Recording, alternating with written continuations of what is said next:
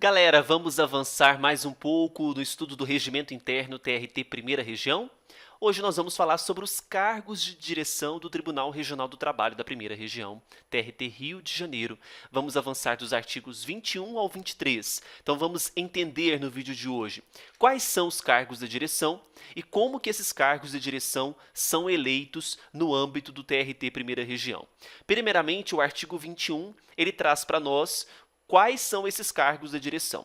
Então nós temos o presidente, nós teremos o vice-presidente, teremos a corregedoria regional e a vice-corregedoria regional. Então, presidente, vice-presidente, corregedor e vice-corregedor, esses 4 cargos são denominados os cargos de direção. Eles são preenchidos de que forma, professor? Preenchidos mediante eleição. Quando que são realizadas essas eleições? Na primeira quinzena de novembro. O voto ele é secreto, mandato de 2 anos, dentre os desembargadores mais antigos da corte, em número correspondente ao dos cargos de direção. São 4. A posse, designada para a segunda quinzena de janeiro. Então, atenção, eleição na primeira quinzena, então, eleição, anote aí para você, primeira quinzena de que mês? Mês de novembro. E a posse, ela ocorre em outro período. Qual período? Segunda quinzena de janeiro. Posse, segunda quinzena do mês de janeiro. E isso pode trazer na sua prova. No nosso curso de 120 questões comentadas inéditas, eu trago para vocês uma questão somente a respeito do preenchimento desses cargos de direção. Tudo bem? Mandato de 2 anos, o voto ele é secreto. Bom, quem não pode figurar entre os elegíveis para as eleições dos cargos de direção? Parágrafo 1º traz essa disposição. Olha só, não figurarão entre os elegíveis, até que se esgotem todos os nomes, na ordem de antiguidade, aqueles desembargadores que tiverem exercido quaisquer cargos de direção por 4 anos ou de presidente. Então, olha só, a regra é, o que exerceu o cargo de direção por 4 anos ou presidente não figura os elegíveis. Mas essa regra é absoluta? Não é absoluta. Perceba o seguinte, até que se esgotem todos os nomes. Esgotou todos os nomes? Em regra, estes seriam elegíveis. Grave esse parágrafo primeiro. Segundo, é obrigatória a aceitação do cargo. Foi eleito, tem que aceitar. Tem exceção? Tem. Salvo se tiver havido uma recusa manifestada e aceita pelo tribunal antes da eleição. Antes da eleição, o Bruno falou o seguinte, não quero participar, não vou aceitar cargo caso eu seja eleito. Bom, se houve essa recusa manifestada e essa recusa foi aceita pelo tribunal, ou seja, houve um motivo aceito, então não precisa ser aceito o cargo uma vez eleito. Parágrafo 3º. Considerar-se-á eleito o desembargador que obtiver a maioria dos votos computados. Então, maioria dos votos computados garante a eleição daquele desembargador para o cargo de direção. Quarto, em caso de empate, proceder-se-á um novo escrutínio, uma nova eleição. Empatou, nova eleição. Agora, se houver persistência no empate, o parágrafo 4º traz uma solução.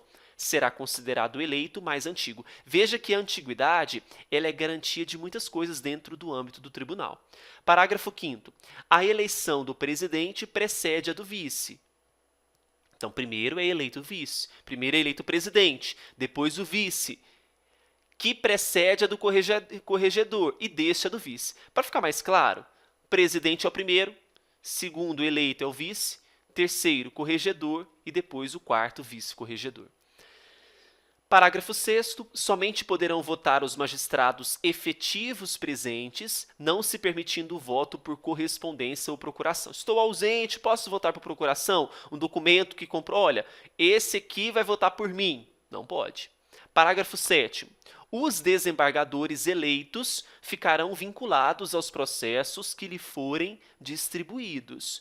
Então, houve uma distribuição de um processo antes das eleições. Fui eleito para um cargo de direção, vou abandonar aquele processo? Claro que não. Você fica vinculado a esse processo que lhe foi distribuído, certo? Artigo 22. Na impossibilidade da posse de qualquer dos eleitos na data estabelecida, que data que é? Segunda quinzena de janeiro, por um fato superveniente à eleição, o que será observado? 1. Se a impossibilidade for de caráter temporário, dar-se posse na data marcada aos demais eleitos e aquele que sobrou, porque não pode tomar posse naquele dia, no prazo de 30 dias, prorrogáveis por igual período. Ok?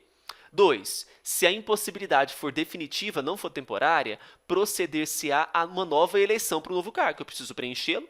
E 3. Na hipótese de subsistir a impossibilidade prevista no inciso 1 e 2, a eleição será realizada em sessão extraordinária, dentro do prazo de 10 dias, contados da data designada para a posse não efetivada, e a sessão de posse no prazo de 15 dias da eleição.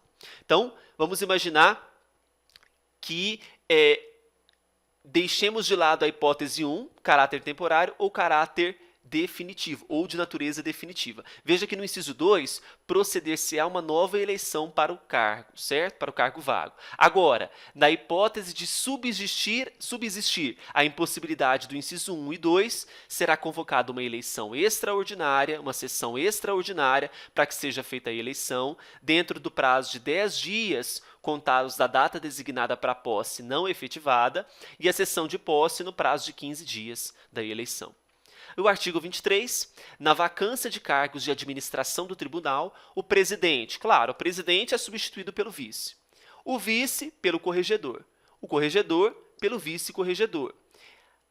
Aí veja, assumindo o vice-corregedor regional a corregedoria regional, cabendo ao desembargador mais antigo, desde que não eleito para quaisquer cargos de direção por 4 anos ou de presidente, que é aquela vedação que nós falamos sobre a elegibilidade, o exercício de vice-corregedor. Então, o presidente deixou vago, quem ocupa é o vice. O vice deixou vago, corregedor regional. Corregedor ficou vago, vice-corregedor. E se o vice-corregedor ficou vago? Aí cabe ao desembargador mais antigo, mas precisa ser elegível, né? Porque o próprio artigo 23 fala, desde que não eleito para quaisquer cargos de direção por 4 anos ou de presidente. Tá certo? A gente tem o parágrafo 1º. O presidente em exercício convocará uma sessão extraordinária do Tribunal Pleno para uma nova eleição dentro de 10 dias contados da abertura da vaga, ocorrendo a posse do eleito nos 15 dias subsequentes. E o parágrafo 2º, os desembargadores eleitos para completar mandatos em cargos de direção por um período inferior a 1 ano, em decorrência de vacância superveniente à eleição, de que cuida o artigo 21 deste regimento, não ficarão impedidos para mandatos futuros. Então, aqui é uma exceção de impedimento para novas possibilidades de eleição para cargos, para mandatos futuros. Se ele está preenchendo uma vaga por um período que será inferior a 1 ano, ele não se tornará inelegível. Essa é a previsão do parágrafo 2º, que é muito importante para a nossa prova. Certinho? Fechamos, então, o estudo dos artigos 21 a 23. Voltaremos amanhã dando continuidade aos nossos estudos. E não perca a oportunidade de acessar o site eleitoralcombruno.com.br e adquirir o curso de questões, de 120 questões comentadas inéditas, do Regimento e do Código de Ética. Bons estudos e até mais.